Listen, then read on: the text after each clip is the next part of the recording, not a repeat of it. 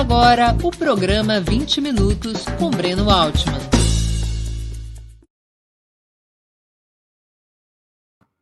Bom dia. Hoje é 11 de maio de 2022. Estamos dando início a mais uma edição do programa 20 Minutos. Nosso entrevistado é o jurista e filósofo Alisson Mascaro. Professor da Faculdade de Direito da Universidade de São Paulo, é doutor e livre docente em Filosofia e Teoria Geral do Direito pela própria USP. Também é autor, dentre outros livros, de Crise e Golpe e Estado e Forma Política, ambos pela editora Boitempo. Antes de começarmos a entrevista, queria pedir um pouquinho de paciência e atenção a vocês para o nosso imprescindível recado comercial. Opera Mundi tem como fonte de financiamento, como fonte de receita, como principal fonte de receita, o apoio de seus leitores e espectadores. A sua contribuição, portanto, é decisiva para a nossa manutenção e desenvolvimento. Você pode contribuir de 5 formas. A primeira, tornando-se assinante solidário de Opera Mundi em nosso site, com uma colaboração mensal permanente. Basta acessar o endereço operamundi.com.br/apoio. Vou repetir, operamundi.com.br/apoio. Segunda forma de colaboração, você pode se tornar membro pagante de nosso canal no YouTube. Basta clicar na opção Seja Membro em nosso canal nessa plataforma, que está bem diante de seus olhos nesse momento. Clique em Seja Membro e escolha um valor no nosso cardápio de opções. Tem para todos os gostos, tem para todos os bolsos. Terceira forma de contribuição. Durante a transmissão de nossos vídeos, você poderá contribuir com o Super Chat ou o Super Sticker. Normalmente, apenas quem paga esse ingresso quase simbólico ou é membro contribuinte de nosso canal tem suas perguntas lidas e respondidas por nossos convidados. Quarta forma de contribuição. Se você assistir nossos programas após a sua transmissão, nossos programas gravados, poderá contribuir através da ferramenta Valeu demais. Funciona como o Superchat, mas quando você estiver assistindo nossos vídeos já gravados no nosso canal, no canal de Opera Mundi no YouTube. Quinta forma de contribuição. A qualquer momento, você poderá fazer um Pix para a conta de Opera Mundi. Nossa chave nessa modalidade, nossa chave no Pix é apoie@operamundi.com.br. Eu vou repetir. Nossa chave no Pix é apoie@operamundi.com.br. A razão social é Última Instância Editorial Limitada. Além dessas 5 formas de colaboração, lembre-se sempre de dar like, de clicar no sininho e compartilhar nossos programas com seus amigos e nos seus grupos. São ações que aumentam nossa audiência e engajamento, ampliando também nossa receita publicitária, tanto no site quanto no YouTube. Lembrem-se sempre que saco vazio não para de pé. Opera Mundi não é uma igreja evangélica, mas depende do seu dízimo para se manter e ampliar a sua atividade jornalística. Não há outro instrumento contra as fake news que não seja o jornalismo de qualidade. Somente o jornalismo de qualidade garante que a verdade esteja acima de tudo. Bom dia, professor Mascaro. Muito obrigado por aceitar nosso convite. Uma honra ter novamente sua presença no 20 Minutos. Querido Breno, bom dia. Que alegria muito grande estar de novo com você e com todas e todos do Opera Mundi. Professor, o termo mais utilizado nas últimas semanas entre as lideranças que encabeçam a coalizão pró-Lula, incluindo o próprio pré-candidato, tem sido de recuperação da normalidade democrática. Trocando em miúdos, uma restauração da ordem jurídico-política fixada pela Constituição de 1988. O senhor concorda com a tese de que Bolsonaro teria rompido com essa ordem, ela deveria ser restaurada? Ou Bolsonaro se trata apenas de uma variável mais reacionária da própria democracia liberal? Muito bem, Breno. Esta questão é decisiva para entendermos as estratégias e a análise política do presente, inclusive para as esquerdas, para as lutas de transformação social. Faz pelo menos 40 anos que aquilo que é majoritário, não estou dizendo que é exclusivo, não estou dizendo que não haja ninguém em divergência, mas o que é majoritário, o que pauta o debate da esquerda do Brasil, ou das esquerdas do Brasil, é uma renúncia a qualquer processo de transformação do modo de produção e, portanto, uma política que se limita, que se põe no quadro das referências das instituições capitalistas, das instituições burguesas. Então, já há 40 ou 50 anos, a lógica de pensamento das esquerdas do Brasil é a mesma lógica das direitas do Brasil, essas de perfil liberal também. E para esse grande campo, o centrão e suas duas pontas, portanto, um certo centrão e uma ponta à esquerda e uma ponta à direita, para este movimento político, as instituições políticas do Brasil são boas e ninguém as considera excelentes, portanto, isso não é uma crítica só da esquerda, é da direita também, e cada qual por uma razão, mas se presume a partir daí que isso é preferível à ditadura que se abateu sobre o país por 21 anos, que a democracia efetivamente é o valor universal. Este movimento se deu entre, inclusive, antigos comunistas que abandonaram o comunismo e depois ajudaram, inclusive, a fundar muitos partidos de esquerda institucionalizados, de tal sorte que a leitura geral, que tem a direita e tem a esquerda, tirando uma ou outra peça, essa leitura é de que nós temos, efetivamente, um bom arcabouço institucional, representado pela Constituição de 1988, de tal sorte que, quando nós observamos o golpe de 2016, o governo de Michel Temer, que é o que lidera o golpe naquele momento, e agora este governo do país, isto seria uma espécie de esgarçamento das conquistas políticas de 1988. Quem lê assim, joga num certo movimento, eu diria, idealista, que 1988 representa uma etapa, um estágio superior da política nacional. Eu tenho uma leitura bastante divergente desta, eu, inclusive, desenvolvi um livro inteiro para tratar do tema, que se chama Crise e Golpe, o próprio Breno falou dele, inclusive, na apresentação, publicado pela Boitempo, este livro exatamente, no qual eu trato de uma proposta de leitura que não vem apenas por este horizonte tradicional das esquerdas liberais. É uma leitura marxista, uma leitura que tenta buscar a materialidade social das relações sociais, e a minha proposta é que 1988 é um movimento que não é, obviamente, igual ao que havia anteriormente, mas é um movimento interno do mesmo processo de consolidação do capitalismo brasileiro que vem da década de 1960 até hoje e passa pela ditadura militar. Então, 88 não é a superação de 64.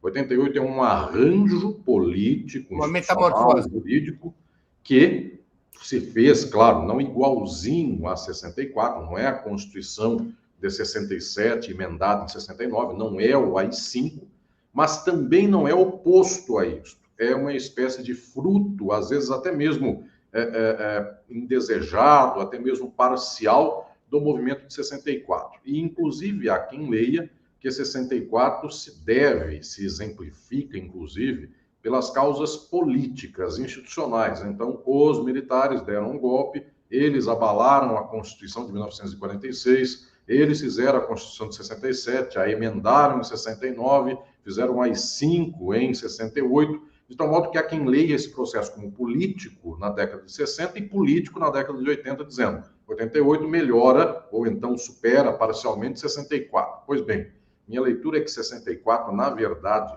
é a fixação, é a consolidação daquele que é o arcabouço da coesão da burguesia brasileira no seu domínio de classe no Brasil, portanto, na sua exploração, na sua dominação e na sua opressão das classes e grupos do Brasil e também o seu amálgama ao capitalismo estadunidense. Então, 88 não rompeu com isso, é uma modulação possível do mesmo amálgama, e essa modulação é tão mais frágil que aquela original da década de 60, que ela não aguentou 30 anos. Ela esgarçou em 2016, de tal modo que Bolsonaro aqui é quase como alguém que pega uma certa franja e uma certa existência do arcabouço, eu diria, econômico, político, institucional, social, cultural de 64, que é Silvio Frota, uma certa ala militar de uma certa característica, e pega exatamente isso, não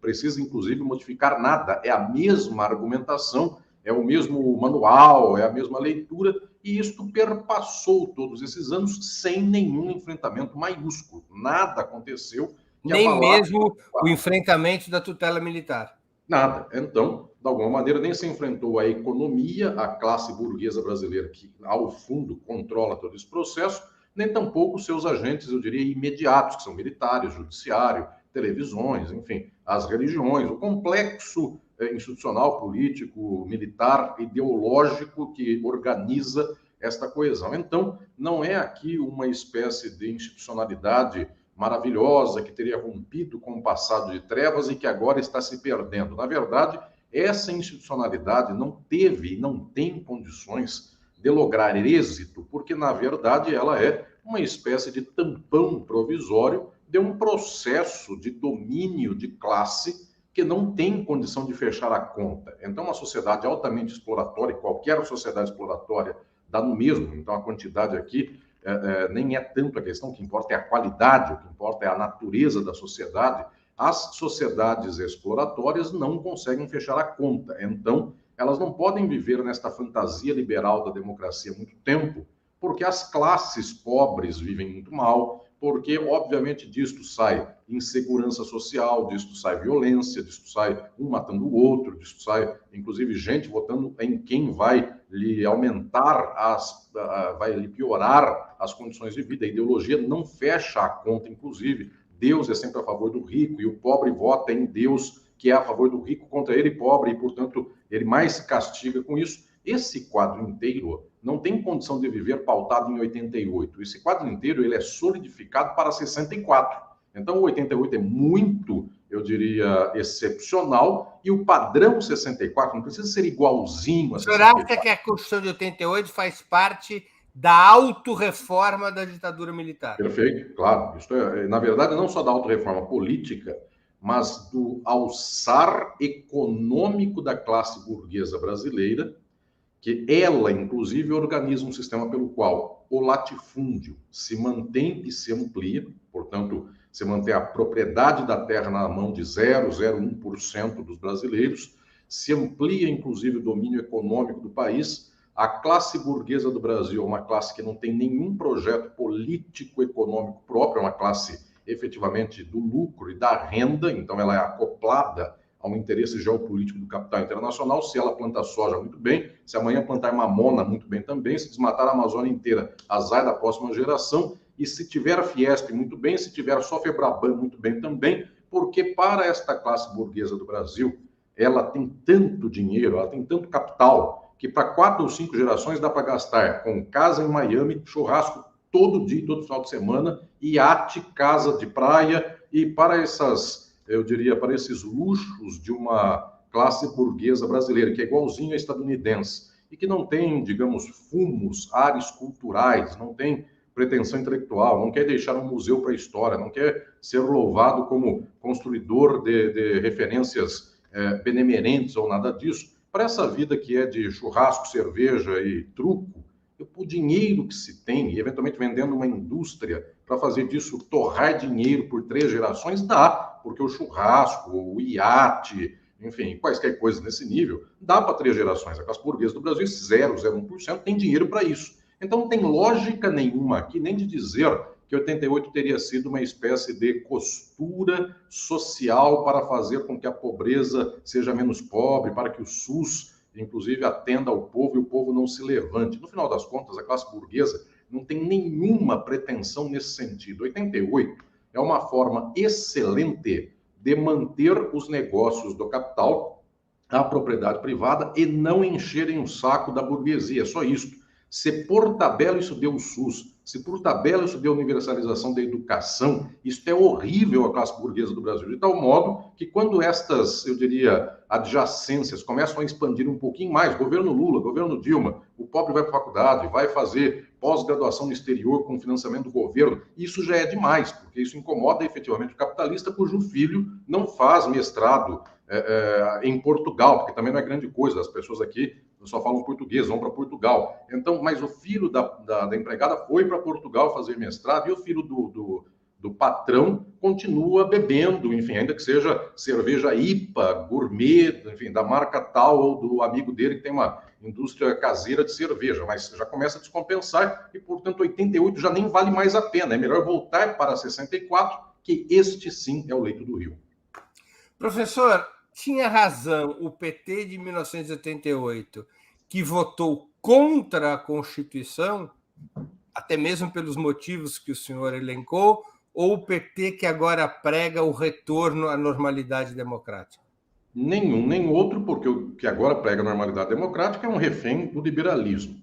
O de 88 precisaria entender, já naquele tempo, que pôr um pé no legislativo sem mobilizar as massas, não adianta então ser votado, ter 10 deputados, um dos quais inclusive Florestan Fernandes, e ao cabo não assinar o que participou ativamente para fazer. Então o problema é pré-88. 88 já nem é o momento ideal para o qual 2022 é a exceção. O momento é prévio, ou seja, o que um partido de esquerda que disputa as instituições faz com as instituições. Ou ele entra nas instituições e então... se não se restabelece, já diria o Stanislau Ponte Preta, se não se restabelece a moral, locupletemo-nos todos, ou então não tem condição de ficar com meia moral. Estou nas instituições, mas não gosto delas 100%, então participo, voto ativamente e faço propostas e depois não assino. O problema é prévio a isso, inclusive, porque podia assinar tudo da Constituição de 88. Desde uma questão, o PT ele assina a Constituição, né? Ele vota contra, mas sim, assina. Sim.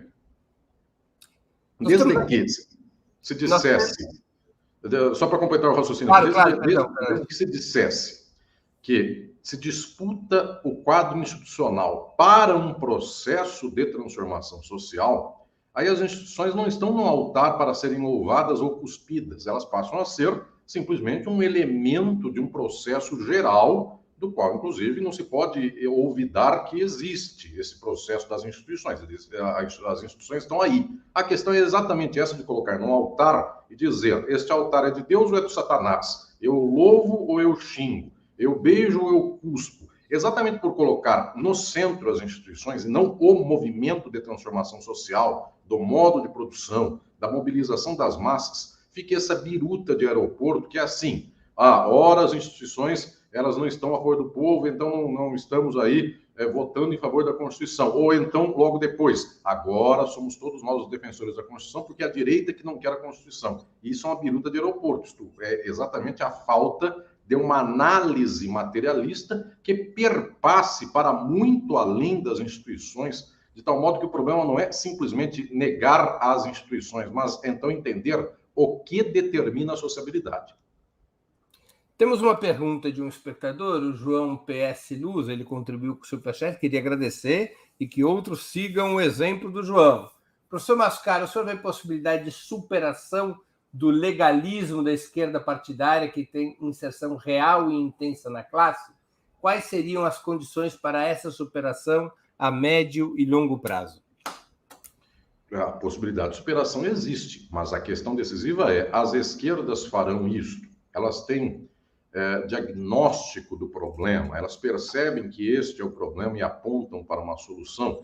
E parece que a exceção, eu diria, de movimentos excepcionais, movimentos menores, a exceção de alguns grupos, algumas facções dentro de partidos, ou mesmo algumas mentes, algumas pessoas individualmente tomadas. Então, eu ressalvo sempre que por todo esse processo não é um bloco absoluto, porque sempre alguém nos acompanha, Breno, e diz assim, eu não penso que eu tenho que defender as instituições. Então, tirando você, seu pai, seu tio, mais 3 amigos, e o seu grupo partidário, e mais o seu movimento social, o resto, a maioria muito ampla, pensa o contrário. Pois bem, esta gente que pensa o contrário, ela está se movendo para não pensar este erro estratégico, político? A resposta é não. Por quê?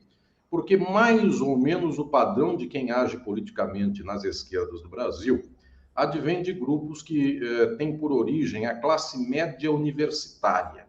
Então é verdade que há elementos valorosos da classe trabalhadora que aprendem política na raça, nos sindicatos, nos movimentos sociais, apanhando na rua. Então muita gente aprende assim. Mas logo em seguida, essa pessoa, quando quer aprender um pouquinho mais, tem sempre alguém que faz uma faculdade, ou já fez faculdade, ou fez pela metade da faculdade, e diz assim, olha, você precisa ler o livro do fulano de tal. Então, obviamente, existe uma espécie de vanguarda intelectual que lidera um processo das esquerdas. Isso não é só no Brasil, é em qualquer lugar do mundo. Pois bem, a natureza dessa gente que se diz vanguarda partidária, vanguarda política, vanguarda sindical, inclusive, enfim, existem inclusive cursos para líderes sindicais, existe pós-graduação para sindicato, enfim, está tudo institucionalizado. Pois bem, de onde essa gente vem? Essa gente, aqui no Brasil, pertence a universidades que emulam, que imitam, que louvam o modelo europeu estadunidense. Então, agora, inclusive esse ano de 2022 me permite fazer um arredondamento que todos vão perceber, esse modelo universitário europeu estadunidense é a OTAN, ou seja, é mais ou menos o padrão que concorda com o capital estadunidense, nenhuma vírgula pode fazer em sentido contrário. Uma universidade de Portugal, da Espanha, da Itália, da Alemanha, da França, da Inglaterra, muito menos, da Escandinávia, qualquer lugar da Europa, uma universidade não pode ensinar para o seu aluno o capitalismo está errado. Os Estados Unidos são imperialistas, porque os Estados Unidos têm uma rede político-institucional pela qual o professor dessa universidade pode ser a pior universidade de um país pobre da Europa. Este professor depende de uma bolsa ou de um financiamento do governo, do Ministério da Educação do seu país, que passa por uma rede internacional de financiamento cuja sede são os Estados Unidos. Então, esse professor não pode falar contra o capital. Muito bem, onde o Brasil tem por métrica o seu pensamento de esquerda? Exatamente Europa e Estados Unidos. Então, sendo de esquerda, é o Partido Democrata estadunidense e suas rebarbas adjacências. Não necessariamente só o Partido Democrata, eventualmente um Bernie Sanders, que é uma certa esquerdinha dos democratas, ou então uma direita dos democratas, de tal sorte que é isso o horizonte médio de uma esquerda do Brasil há 50 anos. Bem, então, e quando é o caso europeu, essa esquerda europeia, que mais ou menos é, na Itália, a democracia como valor universal, aquilo que se chamou de eurocomunismo, que só tem euro e não tem comunismo, e coisas mais. O que estou dizendo é que o que inspira as esquerdas do Brasil, o que se lê no livro, o que se fala para os outros, o que se repete como mantra, é exatamente um quadro ideológico fechado no qual não tem escapatória nenhuma. E esse quadro não foi abalado em 2016, só passou vergonha. É diferente, por quê? O que aconteceu em 2016 foi que se apostava nas instituições, o direito, o republicanismo, a legalidade, nomearei o primeiro da lista tríplice sempre, nomearei quem, inclusive, não pensa como eu penso, porque o que importa é o império das leis, etc. E tal, e tudo essa, não toda essa gente, eu ressalto 3 ou 4, são, inclusive, tenho amigos nesse contexto, mas a maioria dessa gente deu o golpe. Pois bem, como faz a universidade, como faz a esquerda com o seu discurso de respeito à legalidade, de respeito às instituições? Aguenta calado, engole seco por 5 anos. No primeiro momento que a esquerda pode voltar a falar, fala igual que ela fala há 40 anos. Vamos fazer um grande acordo, vamos pacificar, não vamos tensionar a sociedade, vamos defender a legalidade, nomearemos o primeiro da lista tríplice, somos republicanos. Ou seja, o disco não muda, porque faz 50 anos. Esta é a verdade da esquerda do Brasil, dos Estados Unidos e da Europa. Uma esquerda dentro do capitalismo, é uma esquerda liberal que defende as instituições. Então, tirando a rebarba, nada acontece. O que pode acontecer, porque eu também não quero começar aqui esta minha fala e esta minha reflexão para as pessoas dizerem, nossa, não sobra nada. O que sobra é exatamente esta rebarba de elementos e pequenos movimentos, pequenos grupos. Alguém sempre se sente ofendido. O meu grupo não é pequeno, porque o meu grupo tem 5 mil pessoas. Enfim, o Brasil tem 220 milhões de habitantes, então 5 mil, já, embora considerem expressivo, mas perto do WhatsApp, só um grupo de WhatsApp tem 5 mil, daqui a pouquinho o WhatsApp já permitirá 5 milhões num grupo. Então, o que estou dizendo aqui, tirando esses pequenos grupos, médios, para a pessoa se sentir, inclusive, louvada, para que eu não disse que o grupo dela é pequeno, tirando esses médios partidos, nós não temos movimento de massa que tenha rompido com isso. Qual é a única esperança? É que, em algum momento, nós possamos observar que a tensão não fecha e que, portanto, esta esquerda que hegemoniza o país, ela mesma começa a perceber que o seu quadro referencial esmoreceu, porque o sindicato nenhuma instituição guardou. Breno, eu vou só dar aqui um exemplo para o nosso público que nos acompanha. Historicamente, há um mantra no direito do mundo, na Faculdade de Direito, eu sou professor da Faculdade de Direito da USP, há um mantra que diz assim: nenhum direito social ganho pode ter retrocesso. Isso é um princípio constitucional que o Brasil albergou mediante tratados internacionais, que toda conquista da OIT, da Organização Internacional do Trabalho, que toda conquista da CLT, dos direitos sociais da Constituição, o Brasil está formalmente proibido de retroceder. A gente só pode aumentar direitos sociais. Faz 40 ou 50 anos que toda tese de mestrado e doutorado no Brasil, TCC, e todo arrazoado de sindicatos diz assim: nós não podemos retroceder nos nossos direitos, inclusive porque é proibido. Pois bem, deram um golpe, em um ano acabaram com a CLT, com mais um ano acabaram com a Previdência Social e não restou nada.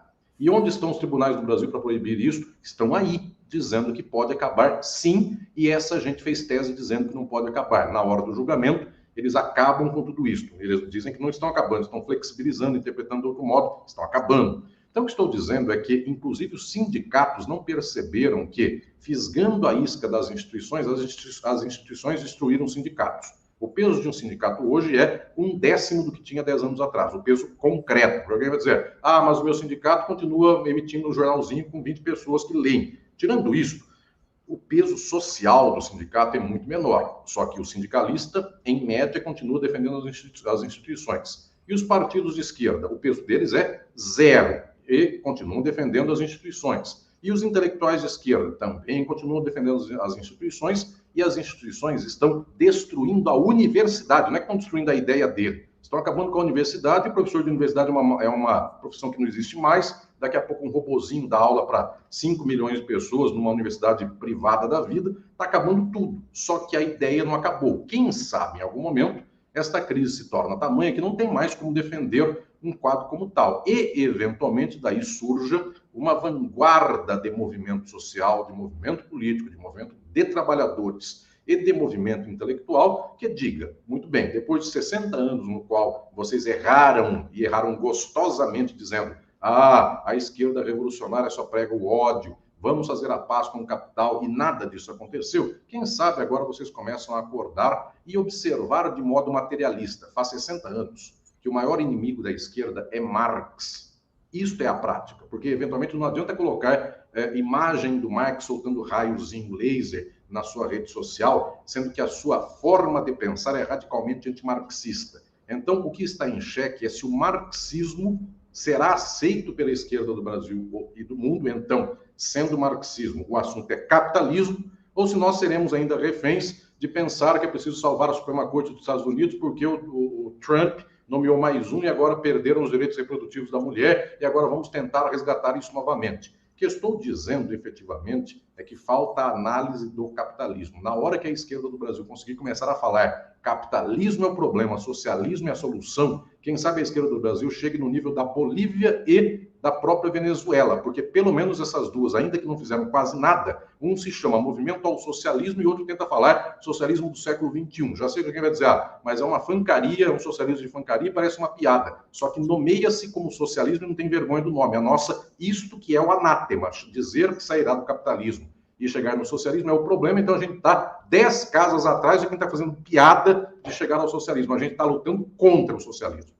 Professor, na lógica que o senhor sustenta, as esquerdas deveriam deixar de participar de eleições, ou pelo menos deixar de ter como objetivo a conquista do governo federal pela via eleitoral? De modo nenhum, porque eu quero lhes dizer de como opera aquilo que nós chamamos de, como operam aquilo que nós chamamos de instituições.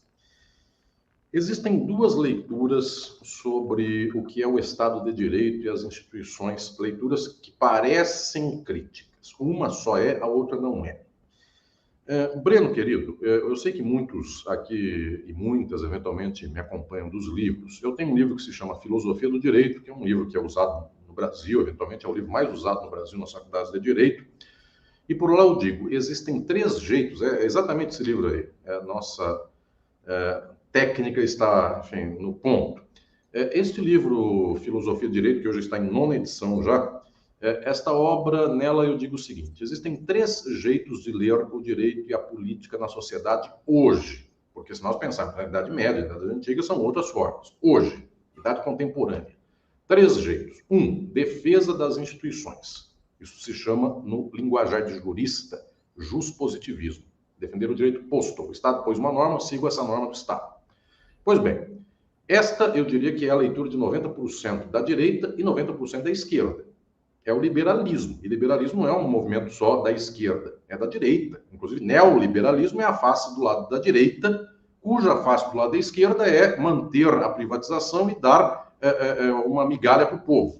Bem, não reverter privatização, é tudo liberal, ainda que um não privatize e sustente a privatização do outro sem mexer e o outro privatize o que reste. Pois bem, o que estou dizendo é que esse movimento se chama juspositivismo, mas tem 2 que não são, e só um deles, o melhor, é o marxista.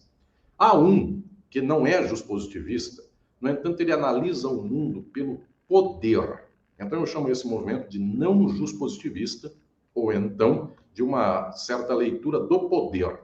Então, muitos dizem assim, no final das contas, não são as instituições e suas leis que mandam na sociedade, é quem tem o poder. E essa leitura é um pouquinho mais sofisticada do que a primeira, que diz assim, a Constituição não permite dar golpe, então golpe não haverá. Abram o Código Penal, todas e todos vocês, achem o crime tipificado de pedalada fiscal, não tem lugar nenhum. Então, um juspositivista diz assim, em não havendo crime tipificado de pedalada fiscal, ninguém será responsabilizado por este crime, porque esse crime não há. Pois bem, na prática, a pessoa não enxerga esse crime em lugar nenhum e vota para que esse crime exista. Então, começa a se perceber que o direito positivo não é a verdade da realidade social. Há quem diga assim, a verdade é o poder. E é um grau acima essa leitura. E diz assim, quando se junta o tribunal com mais a imprensa e com mais o militar, é o poder da bala. É o poder da caneta e não da lei. Porque a bala e a caneta dizem que a lei é o que a bala e a caneta quiserem que seja. Portanto, se eles interpretarem que é um crime de pedalada fiscal, a bala confirma e a caneta assina, quem falará contra? E esta frase que foi dita aí por alguém da família dominante do país, que é um soldado, um cabo, um soldado fecha um STF, essa frase é verdadeira. Porque, no final das contas, a bala, a espingarda, é ela que fecha uma instituição. É um plágio do Floriano Peixoto. Como é que eu não ouvi? Desculpa. É um plágio do Floriano Peixoto, inclusive. É isso. Que, por sua vez, é uma lógica, enfim, do Bezerra da Silva. A pessoa com o revólver na mão, um bicho feroz, e sem o revólver muda de voz. Enfim, é basicamente isso. Quem tem arma na mão, mandou. Pois bem, o que estou dizendo é que essa leitura não juspositivista, ela tem uma virtude, qual é? Ela analisa a sociedade nos termos de uma certa politicidade, não só do idealismo das normas e das instituições. Pois bem, eu vejo que um bom pedaço das esquerdas do Brasil, quando não é juspositivista, porque a maioria é juspositivista, quando escapa um pouquinho, a maioria dessas pessoas cai no campo da institucionalidade, eu diria, do poder. E este é o não juspositivismo. Qual é o resultado disso? Eles dizem assim, os tribunais superiores, eles foram todos aparelhados pela direita. Então, vamos lá tentar abrir o espaço dos tribunais. Pois bem, qual é o objeto central de disputa de quem já tem um pouco mais de inteligência, de concretude, mas ainda não tem toda? Essa pessoa joga nas instituições um realismo político, que já é melhor do que o idealismo político do juspositivista. Está certo. No entanto, não entendeu a causa concreta da realidade institucional e daquilo que nós chamamos de Estado de Direito. Porque quem diz assim, participamos ou não participamos das eleições? A questão decisiva é, as instituições da sociedade capitalista não nos são facultativas. Facultativo é apenas o espaço político das instituições sociais, mas o espaço econômico é que determina o espaço político. E nós não temos a opção de não nos submetermos ao Estado de Direito no nível econômico, às instituições repressivas no nível econômico. Então, quando alguém diz assim, participo ou não participo de eleição, eu estou optando pelas instituições do Estado, se sim ou se não. No entanto, todas as pessoas que optam sim ou não pelo Estado automaticamente todas as coisas que elas quiserem ter na vida. Água, internet, energia elétrica, casa, comida, enfim, chuchu, banana, não importa o que, roupa, escola para filha, aspirina, tudo ela é compungida a comprar porque tudo está uma forma de mercadoria. Então, as instituições do direito, aquilo que nós chamamos de Estado de Direito, eles têm na política apenas um movimento, que nem é o principal. O movimento principal é que o Estado de Direito se enraiza na economia capitalista, de tal sorte que ninguém chega ao banco e diz assim, muito bem, estou aqui pegando 1 milhão em favor da minha fome e da minha família. A pessoa não faz isso. A pessoa opta por disputar ou não disputar a eleição. Quem dá esse passo para entender para além do poder político é exatamente o marxismo, é o que eu chamo de filosofias críticas da política e do direito. É o capítulo 15 do meu livro Filosofia do Direito. Então lá nós vamos perceber que o Estado existe, não é porque os políticos assim quiseram. O Estado existe porque o capital só pode se organizar com um poder político institucionalizado, de Estado de Direito, que garante o capital capitalista.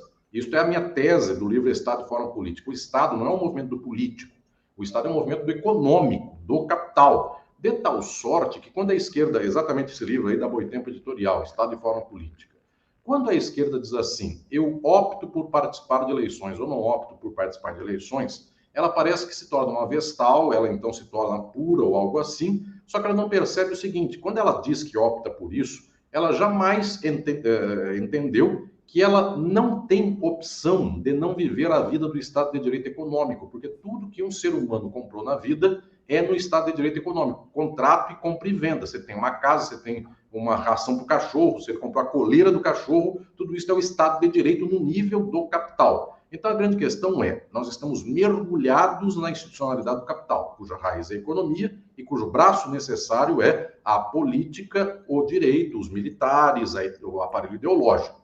Não tem jeito de nós fazermos aqui uma espécie de condição moralista parcial, dizendo assim, eu não me sinto cooptado, nem aceito a cooptação política do Estado capitalista. Pois bem, mas e a cooptação econômica? Em que lugar essa pessoa vai morar para não comprar uma coisa mediante contrato e não ser executada? A pessoa comprou um aparelho celular para ouvir o Breno Altman e ouvir a entrevista com o Alisson Mascaro no Opera Mundi. Pois bem, é uma pessoa de esquerda, não quer compactuar com o mundo. Comprou um celular em 10 parcelas, pagou 3. Da quarta para frente, ele não participa de eleições, ele é alguém que não quer se miscuir no plano do poder político. Na quarta parcela, chega o Estado, executa esta pessoa que comprou o celular e, portanto, o direito, a política, o Estado fazem tudo isso em favor do capital, que é a loja que vendeu o celular para aquela pessoa. Nós estamos atravessados pelo Estado de Direito, pelas instituições, sem que nós queiramos. Marx fala isto. Nós somos atravessados pelas formas sociais e elas nos constituem pelas nossas costas. Não tem opção de não vivermos nela. A única opção não é de sairmos como vestais parcialmente desse circuito do poder institucional do capital. É rompermos a estrutura geral da sociabilidade capitalista. É romper com o modo de produção. Então, esta ruptura com o modo de produção, ela até pode imaginar o seguinte, para eu romper com o modo de produção, é melhor que eu tenha um aparelho de celular da última geração, com a melhor câmera, porque com isso eu faço um vídeo bonito para o TikTok, para a rede não sei o quê, eu faço uma gravação linda para o YouTube, pessoas me veem, etc. Então, isto estou mergulhado na forma mercadoria. Se eu a uso para um fim de transformação social, isto, na verdade, não é que eu tenha entrado na forma mercadoria, eu não tenho opção de não ter entrado na forma mercadoria. Ela me constitui e constitui a todos. A questão é, que eu faço com ela? Se eu disser assim, o que me importa é que todos tenham um celular e possam comprar, aí a ideologia do capital entrou em mim, dizendo, eu quero ser de esquerda enquanto aumento do consumo, que basicamente é a esquerda do Brasil, a esquerda da boa parte da América Latina, dos Estados Unidos, etc. e tal. Então, eu louvo comprar um celular. Isto é uma esquerda. Se a pessoa diz assim, qualquer coisa que seja comprada no mundo é abominável, então tudo que eu tenho, os outros têm, que foram comprados, nós lutaremos para que ninguém mais, nunca alguém compre, isso é outra leitura. Dizer assim, as instituições estão aí, se eu não faço nada com elas, elas me apertam ainda mais, então eu vou tentar colocar um dedo aqui para ver se eu tiro isto aqui, até uma hora que eu consigo pegar a mão do capitalismo e tirar da minha frente, Este espaço de lutar nas instituições para fazer isto, não é dizer, eu defendo a legalidade, o republicanismo, se vocês ganharem muito bem, façam o que quiser. Isso quer dizer, sua mão é ofensiva, sua mão é a minha inimiga. Eu estou aqui lutando no que eu posso hoje para colocar um dedo para você não me sufocar na instituição. Ato contínuo, eu continuo a minha luta.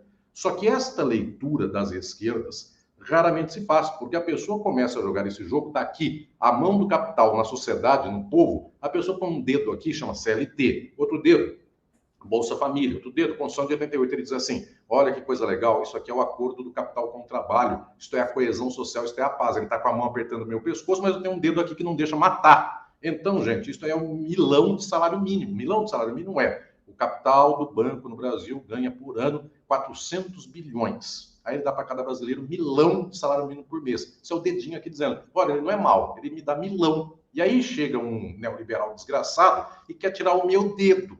Aí a pessoa diz, por gentileza, volte meu dedo. Isso é a briga da esquerda do Brasil. Vamos enfiar o dedo para ele não me matar totalmente, ficar só isso. Gente, a briga não é só para enfiar um dedo. E não estou dizendo, não lutem para enfiar um dedo para ver se a gente não morre. Estou dizendo, a luta nossa é para tirar essa mão que está nos matando. Portanto, este horizonte para nós é o decisivo. A pergunta, participa ou não participa de eleição, tem que estar no contexto geral de dizer como eu mobilizo a sociedade para a transformação geral das instituições. Incluindo a conquista eventual pela via eleitoral do governo da República.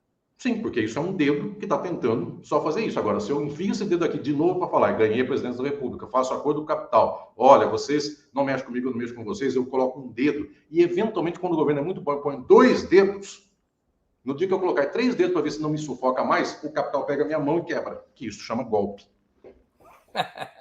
Professor Cadu Lacerda, que também contribuiu com o Superchat, agradeço ao Cadu, sempre nos apoiando aqui. Também, pessoal, vamos seguir o exemplo do João Luz, do Cadu, e contribuir. Ele pergunta, na medida em que dinheiro é poder, e quanto mais dinheiro, mais poder, não é incompatível pensar em sociedade democrática, justa e igualitária, quando se permite a livre acumulação de dinheiro? Perfeito, Cadu, exatamente isso. E, na verdade, a questão não é a boa distribuição de dinheiro, é o fim do dinheiro. Que as coisas do mundo não sejam intermediadas pela forma dinheiro e pela forma mercadoria. Porque se nós fizermos também boa distribuição de dinheiro, é um processo sem fim. Porque a pessoa diz assim, eu sou médico, eu ganho X. Você é faxineiro, você ganha X sobre 2. Mas é uma boa distribuição, porque atualmente no capitalismo o faxineiro ganha X, o médico ganha 100X. Tem médico que ganha 100 mil por mês, tem faxineiro que ganha 1.000. Quando eu falo, você ganha X e o faxineiro ganha X sobre 2, está numa métrica maravilhosa. Olha que redução da desigualdade. A questão, senhoras e senhores, é que o trabalho não deve ser remunerado por dinheiro. Cada qual deve trabalhar no mundo ser de acordo com o que é capaz. Se alguém consegue abrir um corpo humano, consegue operar, sabe o que faz, fez faculdade de medicina, etc. e tal, que assim o faça. E que ele coma, e que ele tenha casa, que ele tenha celular, que ele faça viagem, porque as pessoas acham que viver é apenas vegetar um corpo e dar comida. Que ele faça viagem, que ele vá para Miami, que ele vá para onde ele quiser. Inclusive é um fardo uma pessoa ter que ver o Pato Donald de um castelo de plástico. Enfim, tem gente que vai preferir, eventualmente, um local muito mais agradável, mas se o povo quer ir para Miami, que ele cumpra esse fardo da ignorância cultural de acordo com o que ele quer. Aí, quem quiser visitar, enfim, a colônia de Sacramento, no Uruguai, onde Portugal hizo sus, enfim, realizações, que vá para onde queira. A questão decisiva é a seguinte, que as pessoas trabalhem aquilo que conseguem trabalhar e que as pessoas possam tomar deste produto social aquilo que é a sua necessidade. O melhor texto de Marx, que já bem maduro, altamente científico e intelectual, o melhor texto para falar do futuro, que é a crítica do programa de Gotha, ele diz assim, um certo padre francês, essa frase não é do Marx, ele tomou para si, um certo padre francês disse assim, um dia nós chegaremos ao socialismo, o socialismo trará os salários mais ou menos para o mesmo padrão, não, o socialismo acaba com os salários, acaba com a forma mercadoria, com a forma dinheiro, com a forma valor. Nesse dia, cada qual trabalha o que pode e recebe o que precisa. Então, senhoras e senhores, este é o dia mais lindo do mundo. Mas alguém vai dizer assim, nossa, como eu precisava de livros, porque eu sou intelectual. Gente, uma vez fizeram um exemplo aí para testar o caso, que na Praça da Sé deixaram um relógio. Tiraram um relógio e deixaram na Praça da Sé. Puseram por lá no chão.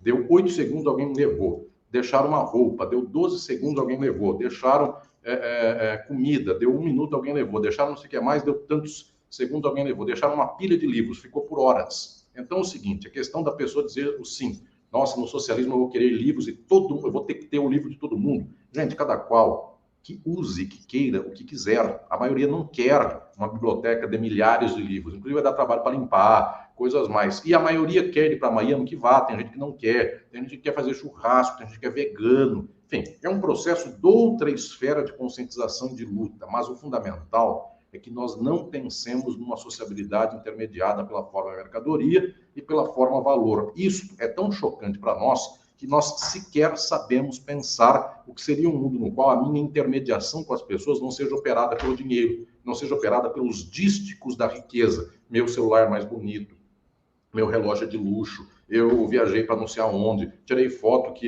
de quinta dimensão, sei lá o quê, com 3 câmeras atrás do celular, quaisquer coisas nesse sentido. A gente não sabe operar nisto. Por isso que as esquerdas do mundo, faz 150 anos, porque a culpa também não é só dos 50 de agora, ela só sabe operar no sentido de manter o capitalismo e aumentar um pouquinho a distribuição da classe trabalhadora. É o que o Engels viu e chamava naquele momento se chamava de Segunda Internacional. Ela não quis mais fazer revolução, ela só quis aumentar o salário dos trabalhadores. Desde lá até hoje, tirando o Lenin, tirando o Mao Tse-tung, tirando um pouco de experiências como a de Cuba, Angola, Cabo Verde e outros mais, Vietnã, outros mais, Coreia, outros mais, mesmo assim parcialmente, tirando um pouquinho só dessas experiências, basicamente a esquerda do mundo é o Kautsky, é a Segunda Internacional, para o qual Lenin um dia disse o renegado Kautsky, porque um dia ele foi ótimo e um dia ele virou péssimo. Então, mais ou menos é isso que estamos faz 100 e tantos anos. Nós estamos defendendo que haja um pouquinho de aumento salarial para a classe trabalhadora para que ela possa comprar um prato de comida melhor e o seu filho possa viajar para Miami. Efetivamente, senhoras e senhores, isto é contra tudo isso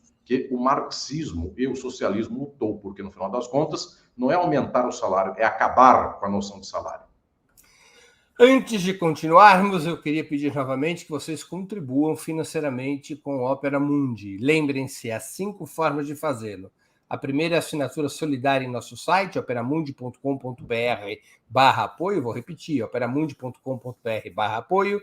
A segunda, se tornando membro pagante de nosso canal no YouTube, clicando em Seja Membro e escolhendo um valor. A terceira é contribuindo agora mesmo com o Super Chat ou Super Sticker.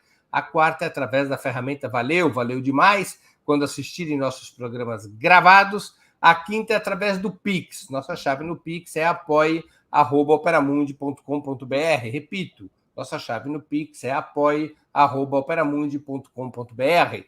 Nossa razão social é Última Instância Editorial Limitada. Quero também informar que estamos com uma promoção especial para quem fizer uma assinatura solidária de Opera Mundi. Receberá como brinde um dos famosos e charmosos bonés do Movimento dos Trabalhadores Sem Terra, o MST. A promoção vale para assinaturas anuais de qualquer valor ou mensais de pelo menos R$ 48. A assinatura solidária para ter direito a esse brinde pode ser feita no endereço operamundi.com.br/apoio. Repito, operamundi.com.br/apoio. Professor, retornando aos temas da política brasileira. O Programa pela Reconstrução e a Transformação do Brasil, aprovado pelo PT em 2020, falava claramente em abrir um novo processo constituinte e refundar o Estado brasileiro, ou seja, construir uma república mais democrática e aberta à participação popular. Mas o discurso eleitoral atual, até para viabilizar a coalizão com setores da direita liberal, fala em retomada do Estado de Direito, como o senhor mesmo já citou. Como é que o senhor avalia essa mudança programática de uma plataforma que propunha, na prática, a fundação de uma 7ª República para uma narrativa que se destina à restauração da 6ª República, a da Constituição de 1988? Sai do ruim para o pior, porque fundar a 7ª República é mais ou menos fazer um volteio para restituir as coisas fingindo outro horizonte. Mas, no final das contas, não está fazendo um processo de massas de ruptura. Não está fazendo nem, volto a dizer, porque não é modelo para mim, não está fazendo nem o que a Bolívia fez. Então, a Sétima República seria algo pré-Bolívia, de tal modo que a Sétima República também tem golpe, porque a República tem golpe. E na Bolívia foi o povo que tirou um golpe do poder em um ano. Aqui a gente já está de 2016 a 2022, já são 6 anos e o povo, é possível que boa parte dele queira continuar no golpe. Então a gente está pré-Bolívia, pré-Venezuela, muito pré-Cuba, e nada disso é alto da montanha, isso é só estaca inicial da caminhada. Pois bem, então já não é grande coisa defender uma nova Constituição, porque o problema do Brasil não é a Constituição, é o movimento do capital, é a burguesia. Então quem luta por uma nova Constituição, volto a dizer, está no padrão daquilo que eu chamo de não juspositivismo, ou então de juspositivismo apenas com uma certa firula, que é trocar uma Constituição pela outra. Mas o problema do Brasil, se 64, 88 não apagou 64, o que adianta eu trocar 88 por 2022, 23, 24?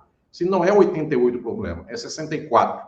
E 64 é o arranjo do domínio econômico. Então, nada disso está se mudando. Por isso que é mais fácil para as pessoas que parecem radicais de esquerda e não são, apregoarem uma nova Constituição, mas uma coisa muito imediata e banal, elas nem apregoam, que é a retomada de todas as estatais privatizadas. Não precisa nem mudar a Constituição. Retome as estatais privatizadas, porque isso mexe no núcleo econômico da sociedade, não no político constitucional. Só que as pessoas que parecem radicais, elas pulam no político. Então, volto a dizer, defender a Sétima República é só menos pior do que defender a Sexta. Porque defender a Sexta é mais ou menos dizer aquilo que me bateu, aquilo que me prendeu, aquilo que me tirou do poder, é exatamente aquilo que eu gosto. É mais ou menos uma espécie de masoquismo, sem sequer uma ilusão de que a pessoa fez a barba, de que a pessoa tomou banho, de que a pessoa lavou a mão, enfim. A mão que me bateu é essa mesma que me afaga, nem que ela tenha passado um álcool gel na mão. Enfim, vai me bater de novo e ainda pode me passar Covid. Mais ou menos uma coisa como tal. A Sétima República é mais ou menos lavar a mão. Enfim, a mão do capital continua dominando a tudo, mas agora ela não usa mais a Constituição de 88, ela usa uma Constituição na qual o povo chegará lá e fará as coisas. Só que é tão absurda essa hipótese desta leitura de uma nova Constituição, de uma nova política, porque em 88 o povo estava menos reacionário do que agora. Então, se fizermos uma eleição em 2022, dará mais reacionarismo do que a Constituinte de 86. Porque lá a gente tinha, volto a dizer, Florestan pelo PT, pelo PSDB, Gostos, enfim, não estou dizendo nada a esse respeito, Mário Covas, e hoje a gente tem, sei lá, Dória, enfim. Então, se nós formos trocar isto por o que temos hoje, o processo de trazer o povo à mobilização política nos dias de hoje dá uma Constituição pior do que a de 88. Pior, não dá nada melhor. Então, exatamente as duas leituras estão erradas, porque a única leitura possível é modificar a base dos pilares da reprodução do capital no Brasil. E que são esses pilares? Econômicos, sendo ele agronegócio, latifundiário, bancos e especulação. É só isso, a base. Mas, professor, nas experiências que o senhor mesmo já citou, e até de certa forma elogiosamente, vou aqui falar da Bolívia e da Venezuela, foram processos que começaram com assembleias constituintes, que criaram novos instrumentos de participação e de poder popular para ir, então, mexer na economia. A Venezuela adotou mecanismos plebiscitários que não existem em canto nenhum do mundo. Revogação de mandato presidencial por referendo, plebiscitos que o presidente poderia convocar e que eram impositivos sobre o parlamento, a possibilidade do próprio povo convocar plebiscitos, outros instrumentos de democracia direta, o mesmo fez a Bolívia. Esses mecanismos, eles não poderiam ajudar no enfraquecimento do Estado e do direito que salvaguardam o desenvolvimento capitalista, permitindo ter mais poder político, ou ter poder político para mexer nos fundamentos do capitalismo? Não, porque o Hugo Chávez fez o que fez na Venezuela, não foi porque em algum momento fez uma Constituição. É claro, eu não desconheço essa questão, é mais um dado nesse processo. Mas, fundamentalmente, ele fez o que fez porque, em primeiro lugar, ele tomou o exército e os militares para si. Ele limpou aquele que é o inimigo de qualquer processo de mudança social. Ato contínuo, ele também pegou as televisões e tentou abri-las ideologicamente. E junto com isso vem um processo de participação institucional do povo, etc. e tal. Então, e mais a PDVSA, enfim, entrar efetivamente no controle do petróleo e não simplesmente sangrar a economia e mandar para texacos da vida nos Estados Unidos. Então, o processo material é ele que lastreia essa dinâmica. Não foi apenas um momento no qual institucionalmente faço uma construção e depois eu começo essa história. O trabalho com os militares na Venezuela vem de base, vem do próprio Hugo Chávez, que estava por lá nesse processo. Na própria Bolívia, esse processo também é um empoderamento do povo, também é pegar o gás para si, tentar brigar contra a Petrobras, que pagava pouco e ganhar mais, e outras coisas mais. O lítio, pelo qual, inclusive, esse sujeito que a molecada reacionária adora, esse tal de Musk, enfim, declarou em público que por causa disso ele deu golpe na Bolívia. Ou seja, é uma mudança em manifestações materiais.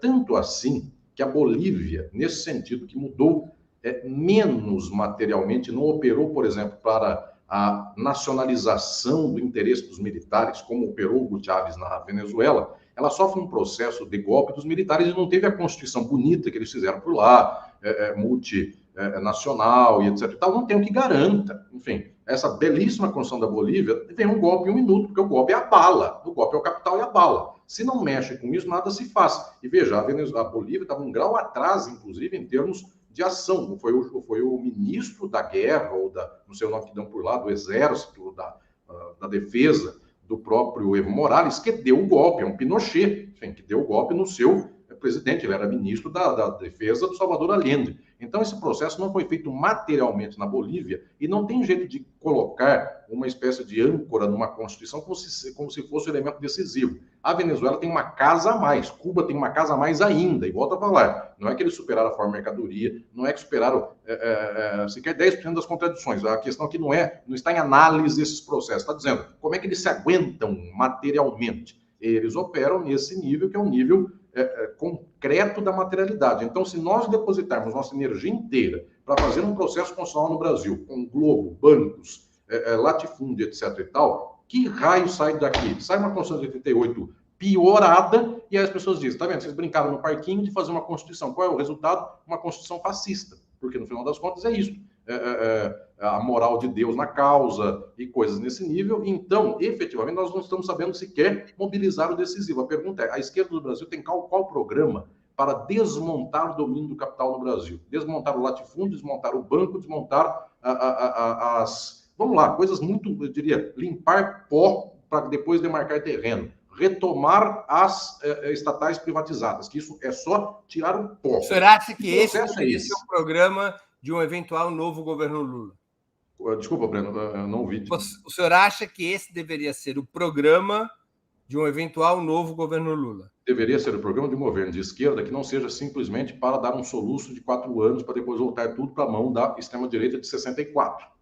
Então, a pergunta, na verdade, ela não é uma pergunta no que eu vejo que acontecerá, porque eu não tenho bola de cristal do que vai acontecer, mas fundamentalmente deveria ser assim um programa que efetivamente mobilizasse a transformação social, tivesse aparelhos ideológicos que falassem para o povo e não simplesmente reféns de estruturas como 3 televisões mais 5 igrejas.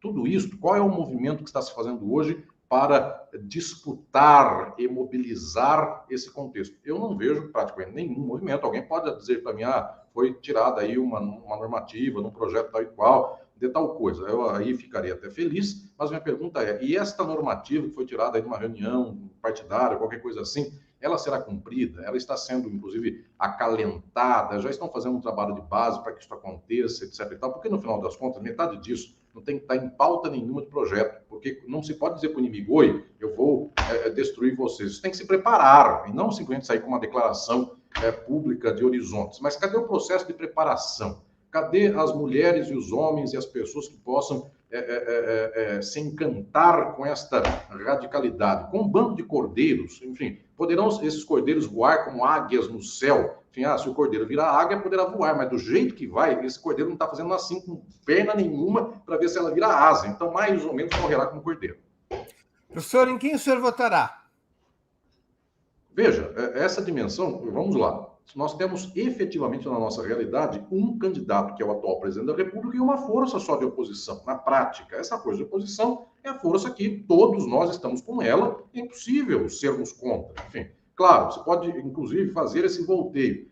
Eventualmente no primeiro turno, enfim, há propostas políticas mais à esquerda, e obviamente elas existem, mas confluindo para um segundo turno, eventualmente, ou até no primeiro turno, a depender das circunstâncias, não tem nenhum, enfim, só um louco não vota, enfim, na proposta que se apresenta do ex-presidente Lula contra a direita. Professor, dentro da lógica liberal ou republicana, como se quiser chamar, a esquerda brasileira comprou o peixe de que o parlamento e o judiciário deveriam ser fortalecidos como poderes de Estado, assim como as forças repressivas, Ministério Público e polícias deveriam ter maior autonomia. Esse pensamento vem desde a Constituição de 88, pelo menos. Qual é a sua opinião a esse respeito e que lições tirar para um novo governo progressista? Eu penso que a grande dificuldade de toda a nossa cultura é que nós perdemos uma geração. Essa é a dificuldade enorme. E esta geração foi perdida por 64, não foi por 88. 64 perdeu o ímpeto de algum movimento que restava revolucionário no Brasil. Na verdade, se a gente quiser retroceder, basicamente em todo o mundo, o Partido Comunista Oficial da União Soviética apregoava o acordo nacionalista com as burguesias dos países. Então, já desde muito tempo atrás, meados do século XX, já as esquerdas que se reputavam comunistas eram, na verdade, reformistas de um modo bastante, inclusive, incisivo. Portanto, a dificuldade já vem desde muito tempo. Tanto assim que, na briga das esquerdas, algumas dessas esquerdas rompiam com os partidos comunistas oficiais, que não queriam fazer nenhum processo revolucionário, queriam fazer acordo nacional desenvolvimentista, aliança com a burguesia nacional, coisas mais. O racha de PCdoB com o PCB, enfim, um certo maoísmo em alguns lugares, etc. e tal. Então, já é prova de que, se a gente retroceder bem para trás, a gente já vê que luta por mobilizar o povo também não vem de muito tempo. Enfim, não é uma coisa que se perdeu há pouco tempo, já se perdeu de muito, era disputa eleitoral, enfim, não tinha mobilização de massa, volto a dizer, tirando movimentos valorosos no Brasil, na América Latina, na África e pelo mundo. Tá? Em todo lugar tem movimento valoroso. Pois bem, então, em algum momento, essa dinâmica, nós perdemos até a geração do começo do século XX, que poderia ter forjado uma outra geração. Essa geração foi morta no Araguaia, foi morta pelas condições mais infames, foi perseguida, foi caluniada, foi destruída emocionalmente, psicologicamente, ainda que não morta na bala, mas as pessoas não aguentavam viver nessa pauta depois disso, de tal modo que a gente perdeu uma geração. A geração que começa depois é uma geração, quando as pessoas dizem assim, a geração atual é uma geração muito hipster, que só quer fazer uma espécie de performance de uma esquerda edulcorada. Gente, isso vem do tempo da ditadura. É lá que as pessoas diziam, eu não sou a velha esquerda, eu sou uma nova esquerda, eu sou isto, não sou da violência, eu sou da paz, etc. e tal. E mais, eu chamo a essa gente inteira, é o meu modo de, inclusive, ensinar e pensar e propor nos meus livros, eu chamo isso de esquerda liberal. Por quê? Porque, infelizmente, ainda há grupos na esquerda que acham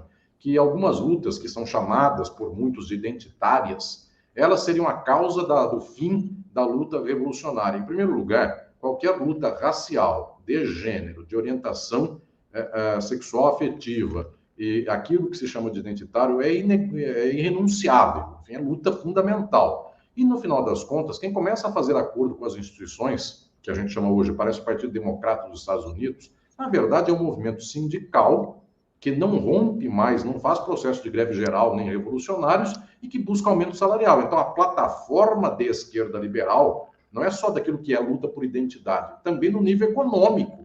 Porque não adianta dizer, eu luto a luta econômica. É preciso dizer, luta a luta econômica de que modo?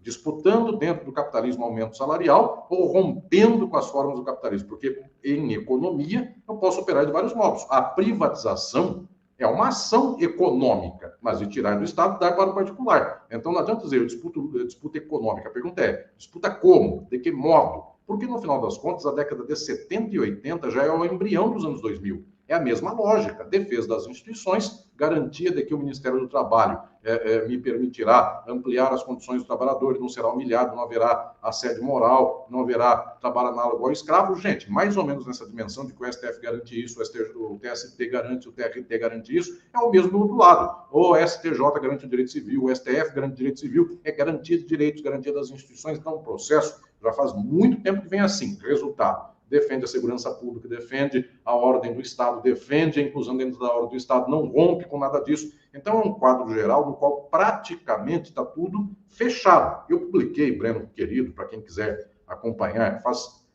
pouquíssimos meses, acaba de sair um novo livro meu, que se chama Sociologia do Direito.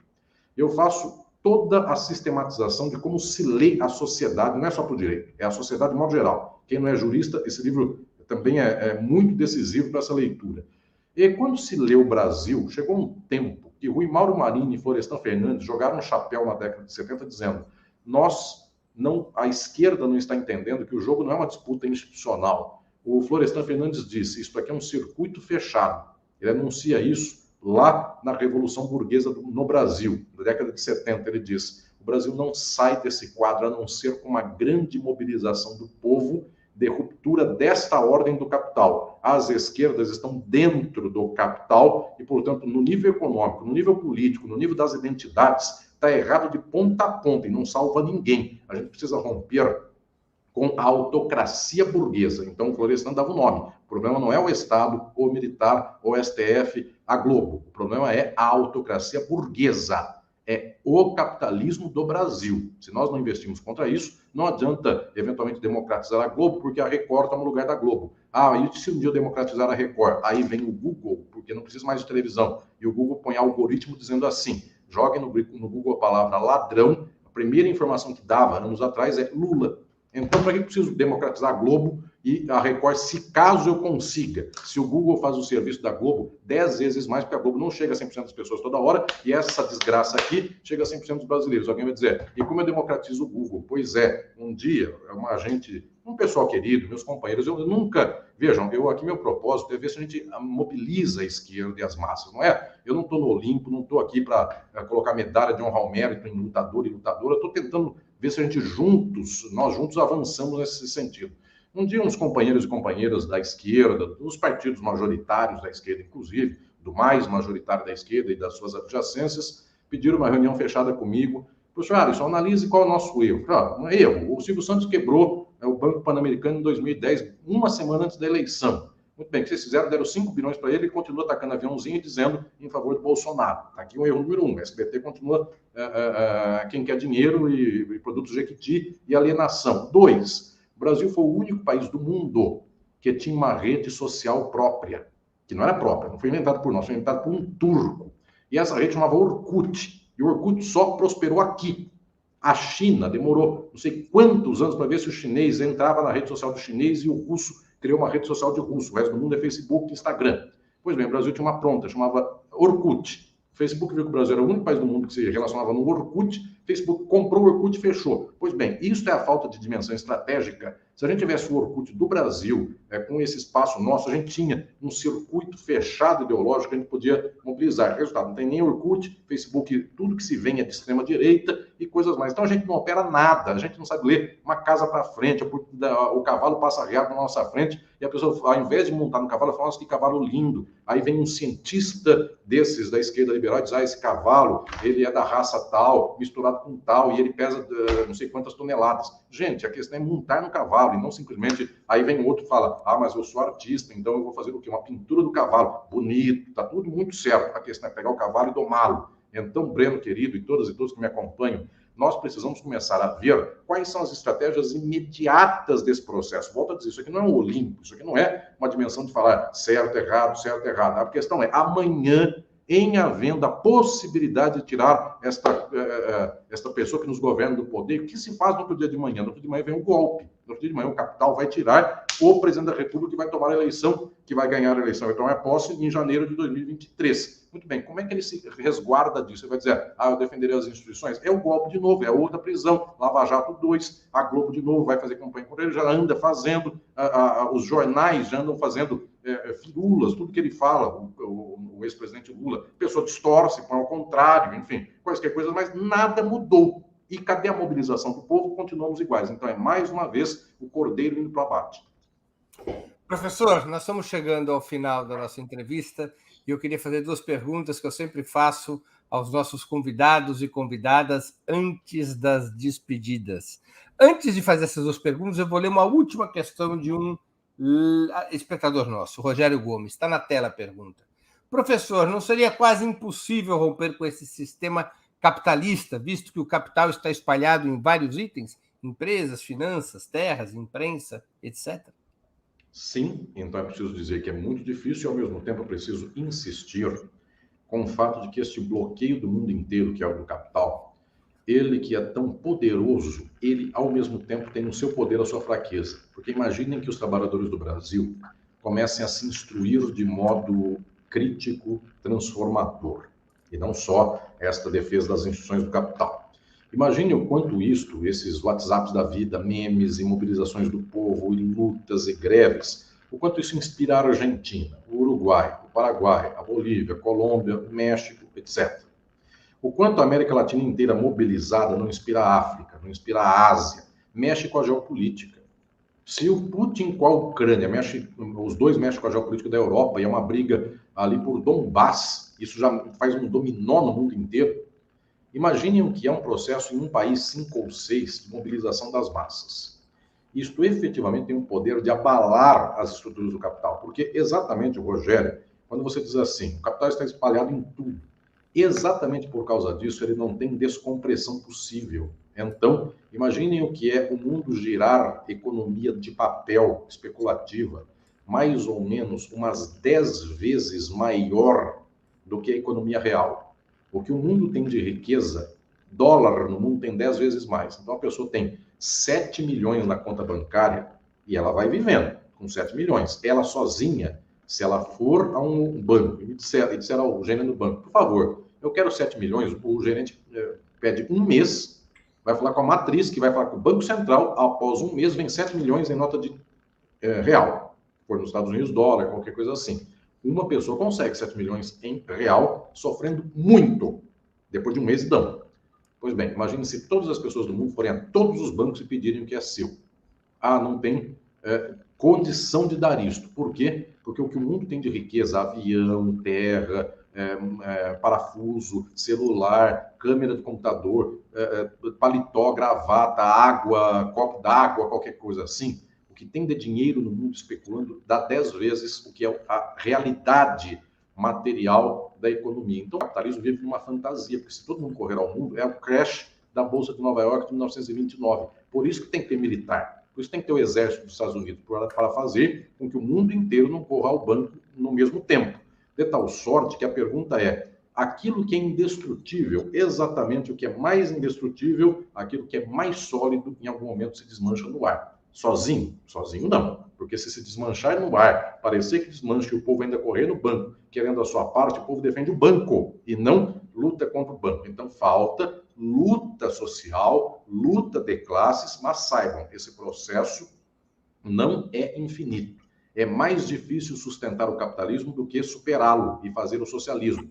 Porque para o capitalismo se sustentar ad infinitum, precisa de exército, golpe, gente passando fome, miséria, favela, dor, sofrimento, falta de remédio, etc. A gente trabalhando de manhã até a noite, gente que começa a trabalhar com 12 anos, morre com 72 e só trabalhou. Gente, é só calamidade, desgraça para 0,1% da humanidade viver o gozo do capital. Isso é que é difícil. Fácil é compartilhar com todo mundo, gente. Amanhã cedo, imagine que a terra fosse de todos, a riqueza fosse de todos, os meios de produção fossem de todos, a gente sai na rua comendo algodão doce, pipoca, dividindo, sei lá o quê, alface, bolo, etc e tal. Essa é a maravilha. Difícil é você andar com a sua comida e falando para os outros, olha, eu estou comendo sorvete tal e eu não dou para você porque, enfim, você é pobre, etc e tal. Isso que é o horror, gente. Então, pensemos bem. O mundo é o que é e parece indestrutível, só que é exatamente isso. O que é sólido um dia desmancha no ar, mas só desmancha se lutarmos para isso.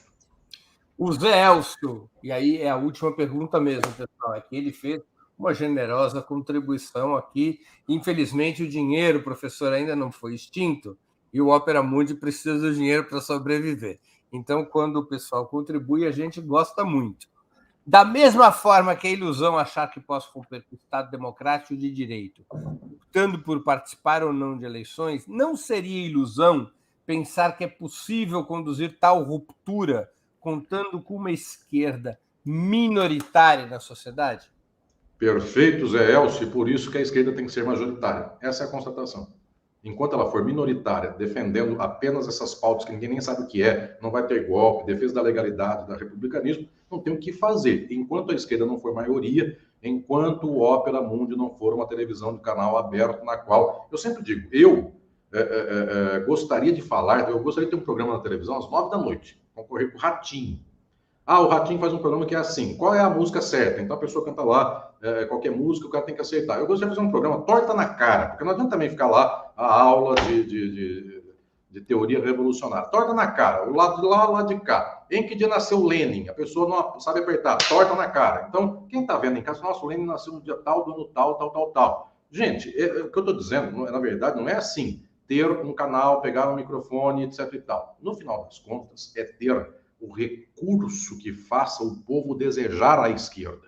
Porque o povo hoje deseja a direita de que jeito? Eu ponho um produto que vende e uma mulher nua do lado. Eu objetifico a mulher, eu faço sociedade patriarcal, sociedade racista, porque, de regra, é a mulher loira, branca, etc e tal. Olhem que absurdo. E a pessoa é constituída no desejo. Aonde está a constituição do desejo da esquerda? Então, Zé Elcio, sua pergunta, contando com a esquerda minoritária, a gente muda o mundo? Claro que não. Qual é a constatação básica? Preciso fazer com que as pessoas desejem compartilhar o pão, desejem transformar uma sociedade da exploração, só que do jeito que está, a gente só remenda o que aí está. Eu preciso romper com tudo isso, então eu preciso tornar um pensamento transformador da sociedade plenamente majoritário. Agora sim, professor, as duas perguntas que eu sempre faço antes das despedidas. A primeira, qual livro o senhor gostaria de sugerir aos nossos espectadores? A segunda, qual filme ou série poderia indicar a quem nos acompanha? Querido Breno, eu tomarei a liberdade hoje de indicar um livro para o qual eu organizei sua tradução para o português e fiz o prefácio desse livro. E estou tomando a liberdade de indicá-lo hoje porque faz exatamente uma semana que morreu o seu autor, um francês fundamental, um dos maiores filósofos marxistas da história do final do século XX, início do século XXI, que foi o francês Dominique Lecourt. E o livro que eu organizei para traduzir para o português é exatamente este, A Filosofia das Ciências, publicado pela editora Ideias e Letras e que tem tradução da competentíssima tradutora Danielle Ortiz Blanchard, minha querida amiga, grande tradutora do francês. Dominique Lecourt, na metade final do século XX, no terço final do século XX, ele se incumbiu de fazer a grande reflexão mais avançada da crítica filosófica do marxismo sobre as ciências hard, não só sobre as ciências humanas, mas sobre medicina, física, química, astronomia, matemática. E então ele, que é um dos grandes discípulos de Louis Althusser, inclusive na sua distribuição de assuntos, deixou para Dominique Lecourt a pesquisa sobre as ciências, então, estas que nós chamamos exatas, agrárias, biológicas, enfim, estas ciências hard. Então, todos vocês que gostarem das ciências, a leitura marxista mais avançada que nós temos é de Dominique Lecourt. Morreu faz uma semana, 10 dias no máximo, foi domingo passado. Então, em nome deste grande pensador que muito contribuiu para trazer o debate das ciências hard num nível muito avançado, então, trazendo Darwin, trazendo Einstein, trazendo Marx, Freud, para o campo mais avançado do debate contemporâneo, Althusser, Canguilhem, enfim, Gaston Bachelard e outros mais. Esse livro eu recomendo, então, como lembrança, é o livro que tem, nesta tradução para o português, tem prefácio meu, é um estudo introdutório, fazendo uma reflexão a respeito dessas ideias. Então, em termos de livro, meu querido Breno, em inclusive homenagem à memória deste grande pensador de esquerda que foi Dominique Lecourt, vai aí A Filosofia das Ciências. E em termos de filme, eu quero, como fiz da outra vez aqui também, indicar música.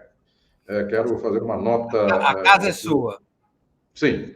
Eu quero indicar um CD, isso é coisa de gente muito velha, enfim, mais ou menos, Breno, como alguém me disse outro dia, enfim, Eu disse numa aula na USP, então, caiu a ficha, não sei o que mais, o senhor já tem, o senhor não é um menino, né? Eu falei, por quê? Caiu a ficha é coisa de orelhão, né? Enfim, a ficha caiu dentro do orelhão, a molecada hoje não tem notícia que seja um orelhão.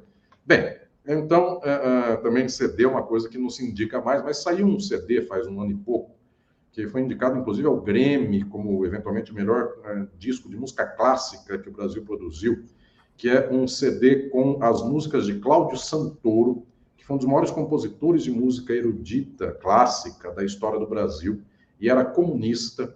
No tempo da ditadura foi, inclusive, à Europa Oriental, ao universo soviético, e o lado de lá da Cortina de Ferro, e este CD saiu aí com Hugo Pilger no violoncelo e Ney Fialkov no piano, que é a obra integral de Cláudio Santoro para violoncelo e piano. Então, compilaram todas as composições de Santoro que ele tivesse feito para esta dupla de instrumentos que é até relativamente nobre na música erudita, mas não é também tão frequente, violoncelo e piano. E é um CD e é uma gravação simplesmente ímpar, em homenagem ao grande comunista Cláudio Santoro, para nós, um homem de luta extraordinário. Inclusive, o Teatro Nacional de Brasília, quando morreu Cláudio Santoro, levou o nome dele, enfim, teatro desenhado pelo Niemeyer, outro comunista, enfim, com esculturas do Alfredo Seschiatti, outro comunista. Então,